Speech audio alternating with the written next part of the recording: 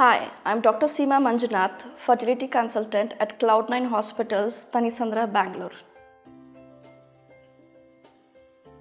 IVF or in vitro fertilization is an assisted reproductive technology. Here the eggs from the woman and the sperm from the husband are taken out. Then in the Petri dish, the egg is placed along with many sperms, and the sperm is allowed to home toward the egg and penetrate like a natural fertilization. Whereas ICSI, that is intracytoplasmic sperm injection, is a procedure where the single sperm is taken through a glass pipette and injected inside the egg of the woman. Here the ICSI procedure is recommended for causes like male factor infertility or unexplained infertility. ICSI is the treatment of choice when there is very low sperm count or the sperms are not motile, or when there is antisperm antibody produced, or there is any obstruction of tubes where the ejaculation happens. Hence we have to take the sperms directly from the epididymis or the testis. ICSI yields a satisfactory fertilization rates than in vitro fertilization. It also eliminates problems like multiple sperm penetration inside an egg or inability of the sperm to penetrate the egg.